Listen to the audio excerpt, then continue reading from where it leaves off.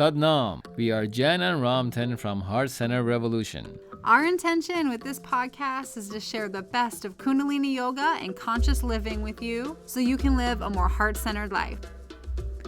Welcome to episode 11 of the Heart Centered Revolution podcast. In this episode, we complete our 2-episode Kundalini Yoga Q&A special set where we took questions from our classes, from Facebook, and from the listeners to our podcast. And at the end, we answer probably the most commonly asked question: where do you find Kundalini Yoga meditation music? Oftentimes when people go to classes, the music is the first thing that captures them. And there are some wonderful artists out there, so we talk a little bit about that at the end of this episode. Towards the end, I also will lead you through a pranayam practice like we've been doing for the first episodes. And I share with you again where you can sign up for our 10-day meditation experience. So the meditation we do for that experience is Kirtran Kriya, which is one of the most popular, and it's actually one of the most studied meditations in all of Kundalini Yoga. The scientific research they're doing on how this meditation helps patients with Alzheimer's, and they're just using it in a lot of different research studies, which is fascinating. But you don't need to read those research studies, just give it a try to see how it works for you. And I should mention that the 10-day meditation program is free. So you just sign up and you can get the videos. All right, we'll jump into the questions and I will be back at the end. So the first question for Q&A part 2 came from one of my classes. I had a student ask me about how Kundalini Yoga understands or kind of conceptualizes gender and transgender individuals. And I did some research. I wasn't able to find anything that explicitly speaks to that, but I can take some of the teachings of Kundalini Yoga and kind of piece together what makes sense to me. And so Kundalini Yoga does have a construct for male and female, and it does have an understanding that if you're living in a female body or in a male body, that there are distinctions. So as an example, women are understood to have 2 arc lines, one over our head and one from one nipple to the other nipple, while men have 1 arc line, the one around the head. Women have 6 tracts in their mind, and men have 1 tract. And then women have 11 moon centers, and men have 2 moon centers. And so because of these kind of physical and energetic differences that Kundalini Yoga understands that physical men and females have, some of the Kriyas and meditations have specific mantras or eye gazes or things that you do if you're in a male body versus a female body.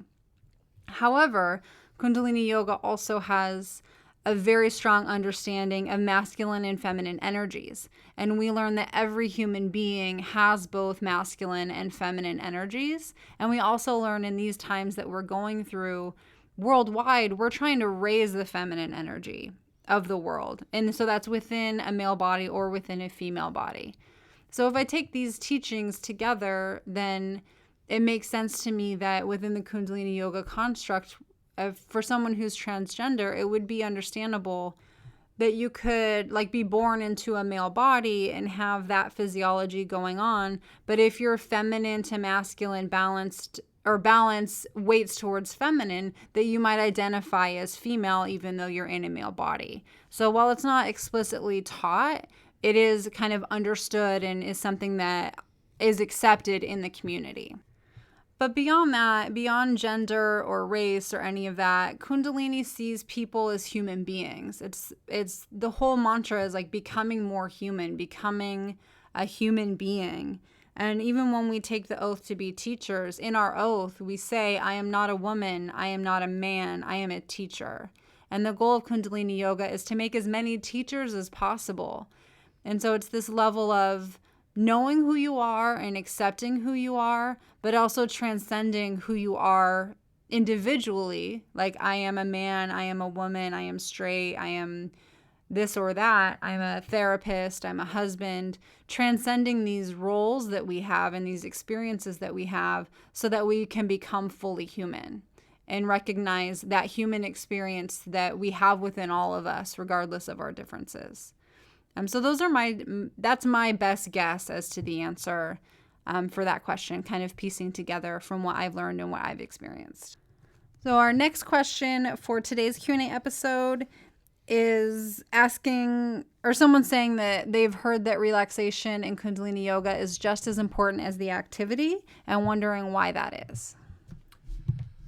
So, relaxation, that's the first thing that Yogi Bhajan actually taught when he had the opportunity to teach his first class. And his words were to this extent that we as Westerners need to learn how to relax. Relaxation, kind of when we get to that part in the class, it allows us to, like, everything that we've done, all the exercises, the kriyas. When we relax, we allow the energy to naturally get distributed throughout the body. And I always say, when we do the kriyas, is for our physical body. When we do the meditation, is for the mind. When we relax, we are connecting to our soul. We allow the alignment between the mind, body, and soul now come in harmony. And therefore, we connect to that aspect of ourselves during relaxation. As you know, we may have heard from different means or different teachings that the way to connect to your higher consciousness is by relaxing. Every time you want to do any type of visualization, any type of meditation, any time or energy healing of some sort, you have to relax your body, relax your mind. So in general, relaxation allows us to consolidate everything that we did during the class. Yeah, and that's the deep relaxation does that for the whole class.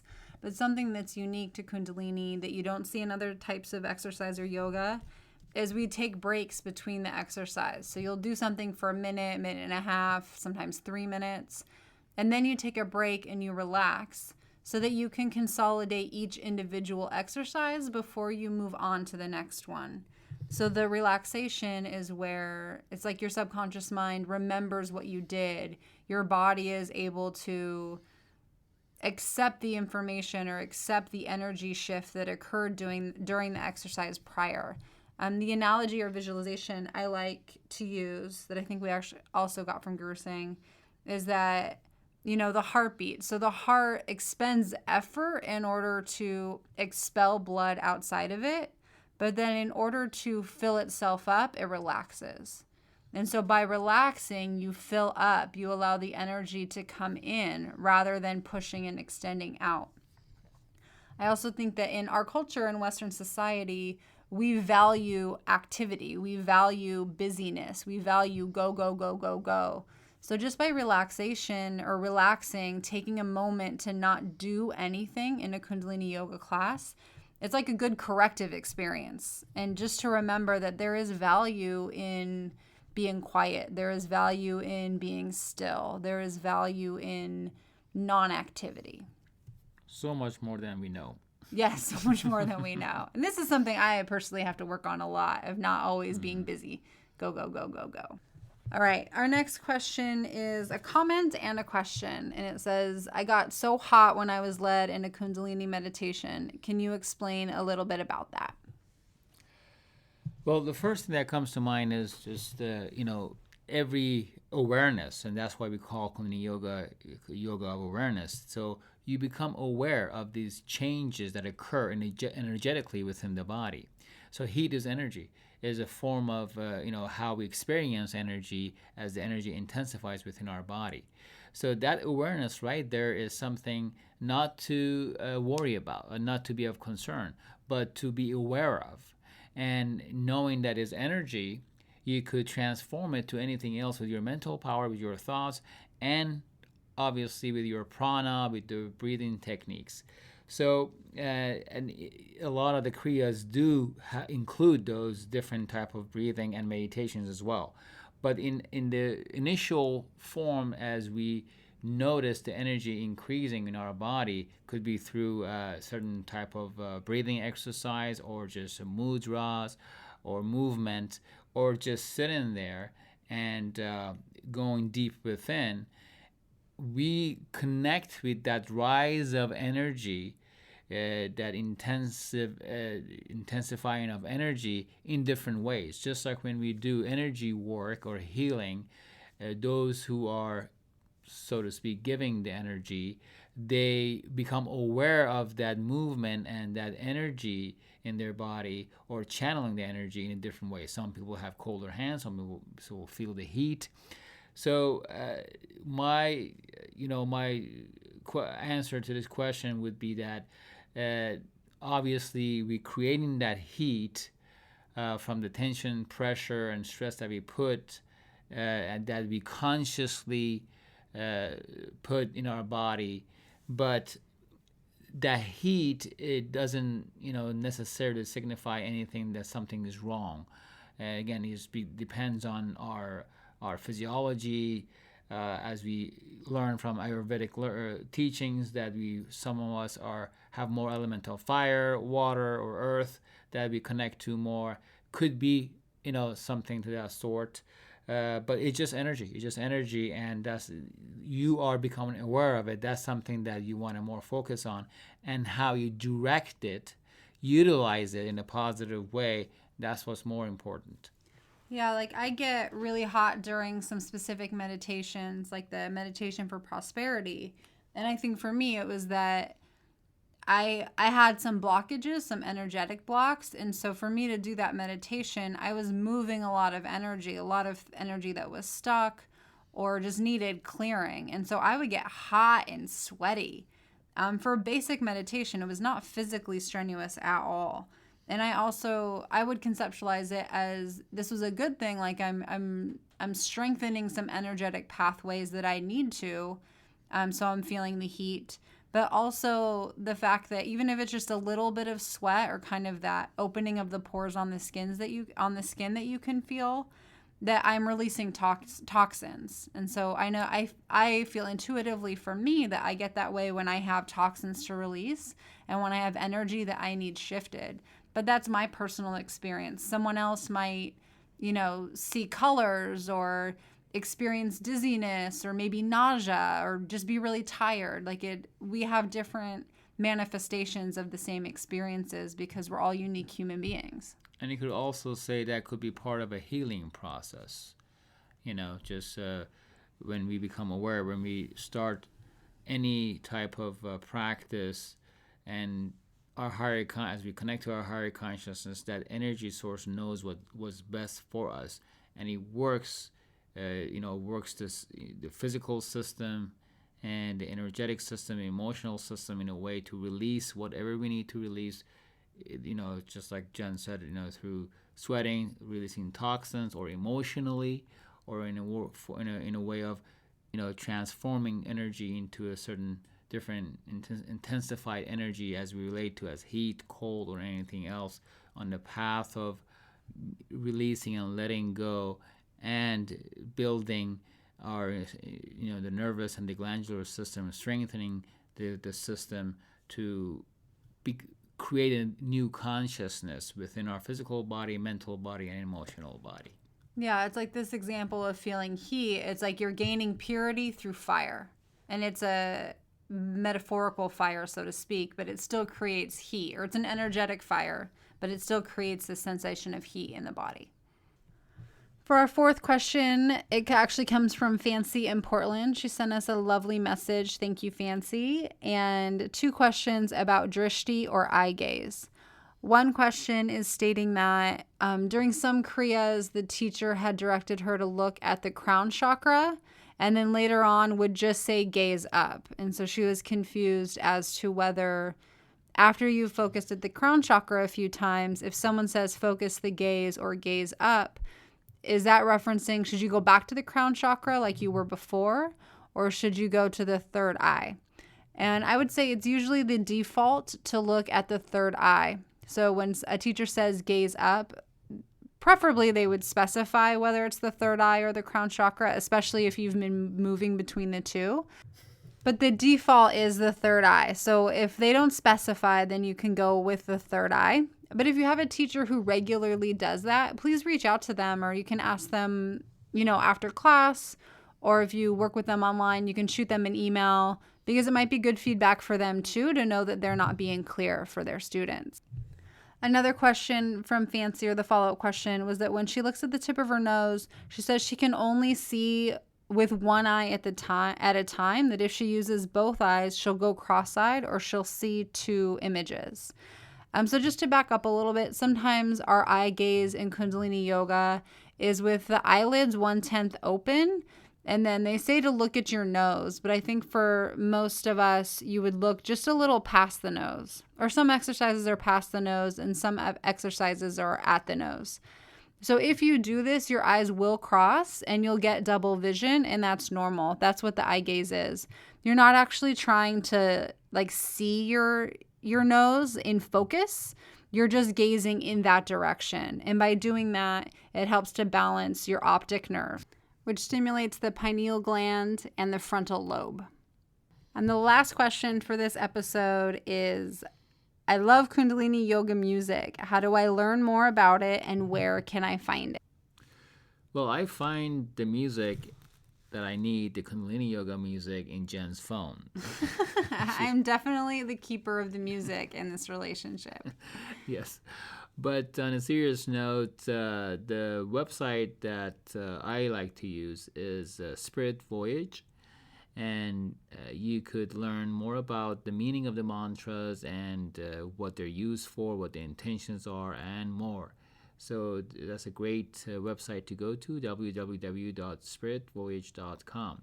And you, of course, could find most of the music and most of the songs and the artists at iTunes. You could listen to Pandora, and learn as they play, and just create a Kundalini Yoga station, and when they play the music, you could look it up and see if you like the music, who the artist is, what the name of the song is, and also Jen's favorite, Spotify. Yes. Yeah, you could go through there. So, and anytime if you hear a certain mantra, or that your ear catches you, you could Google it, and YouTube also. Yes, YouTube has most of the mantras and the artists on there as well. Yes, they do. I personally don't like listening to music on YouTube though, because the sound to me is bad. But anyways, that's my personal preference. But if you're not sure where to even begin, like you've been to a couple of classes, 3 of our favorite artists are Sanatam Kaur, Icona, and Guru Nam Singh. So I'll put links to their websites in the show notes. So if you go to heartcenteredrevolution.com/episode 11, you can have links. But in case you can remember, it's Sanatam, SNATAMKAUR.com, Icona.com, AYKANNA.com, and Guru Nam Singh, GURUNAMSINGH.com. So those are kind of, if you're not sure where to start, you can start with those 3 artists. Sanatam is by far and away the most popular. She's kind of broken through to mainstream a little bit. And she's the one, if you're going to start a Pandora playlist, I would do a Sanatam Kaur playlist. And that'll get you mostly Kundalini Yoga music. But there are many, many other awesome Kundalini Yoga singers and artists. Yeah, there's so many. It's definitely a rabbit hole. I just created a playlist of all the mantra music I could find on Apple Music, and I think it would go for 5.5 days if I just push play and let it run. So we also have to mention Guru Singh. Oh yes, of course, Guru Singh, GURUSINGH. He's one of our favorite teachers, probably our favorite living teacher. Yes, absolutely. Yeah, he's amazing. Okay, thank you so much. That is it for our very special Q&A, Kundalini Yoga Q&A episodes of our podcast. I'm sure that we'll come around and do something like this again in the future, so don't hesitate to send us your questions now. we can keep them and, do it every few months or so if there are enough questions. But now we're going to transition into our pranayam. And the breathing practice we're going to do today is a pranayam to boost your immune system. This episode will publish in the beginning of December. People are getting sick. It might be a good opportunity to strengthen your immune system with a breathing exercise. So let's begin by getting settled. As always, if you're driving or walking, you won't close your eyes or sit down. But for those of us who can, sit, ground your sit bones either into the ground or the chair. Lift up your heart center, shoulders up, back and down. Chin gently tucked down and back. Feel your spine long. Let's take a couple of regular deep breaths together. Eyes are closed. Inhaling deeply. Exhaling completely. Inhaling deeply.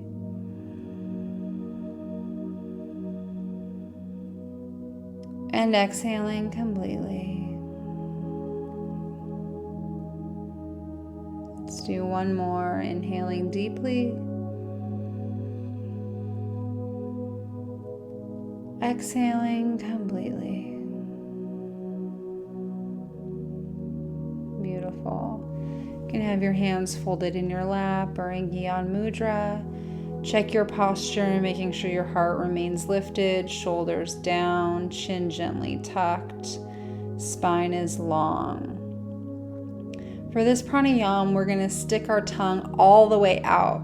So stick it out as far as it can go, and then you're going to rapidly breathe in and out through your mouth. This is called dog breath. And so, obviously you'll feel and resemble a dog panting somewhat. So you're going to continue this panting breath for 3 minutes. So have the pant come from your navel or above your navel from your diaphragm. So it'll sound like this. So tongues out.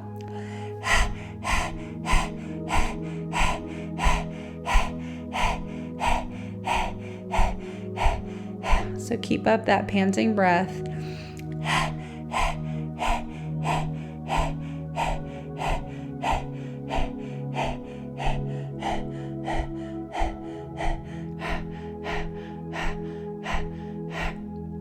Continue with this breath. The tongue is out. If it gets hard for you to maintain, slow the breath down.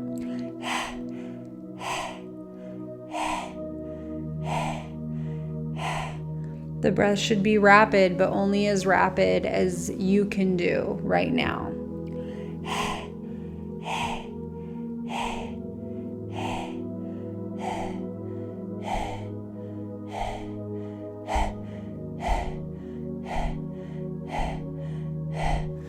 Remember to have the breath come from your navel, from your diaphragm. Keep it up. It says this is a very healing exercise. When you feel a tingling in your toes, thighs, and lower back, that is an indication that you are doing it correctly.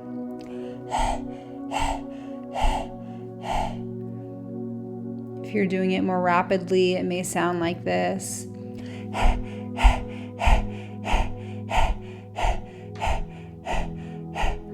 Whatever pace works for you, just maintain that pace. Eyes closed, focused at the third eye. This exercise brings energy to your immune system and can help your body fight infection.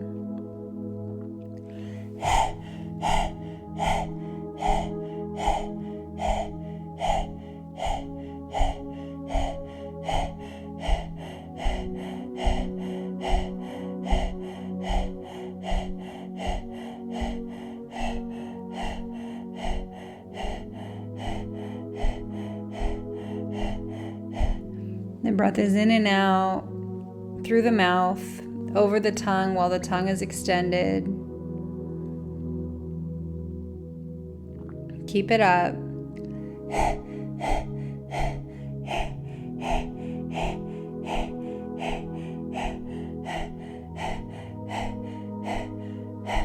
can have a sense of humor about how you might look or how you might sound. That works well for yoga. Laughing at yourself is always good. We're almost there, just 10 more seconds. Bring some intensity back to your breath.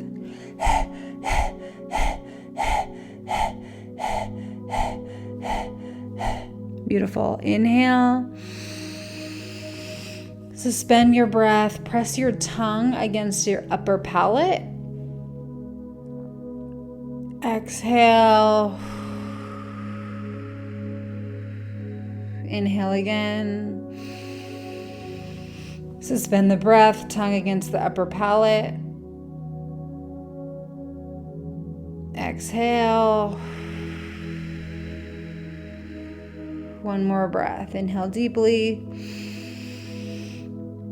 Tongue against the upper palate. Exhale. Relax the breath, relax the face, relax the eyes.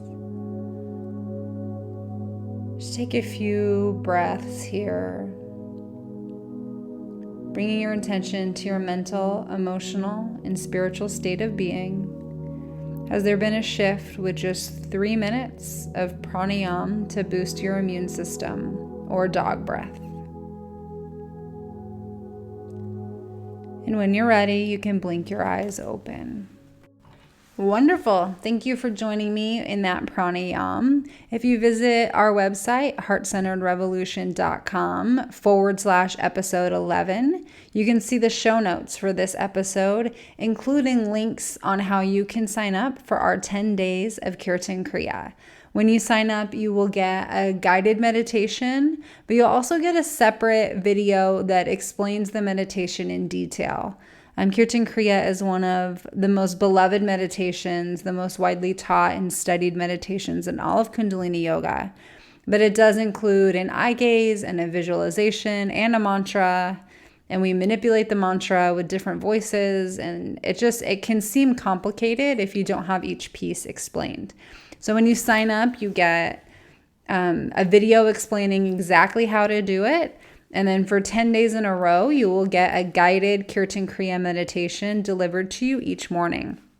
And each video is different. We recorded 10 separate meditations because everyone has its own vibe, and it's kind of boring to hear the same exact recording every day for 10 days. So you can sign up for that if you are so inclined at heartcenteredrevolution.com/episode 11. And if not, just subscribe to the podcast on whatever medium you like. We're available on iTunes, Stitcher, and Google Play. And that's it for this episode. We love you, and may the longtime sun shine upon you. Sat Nam.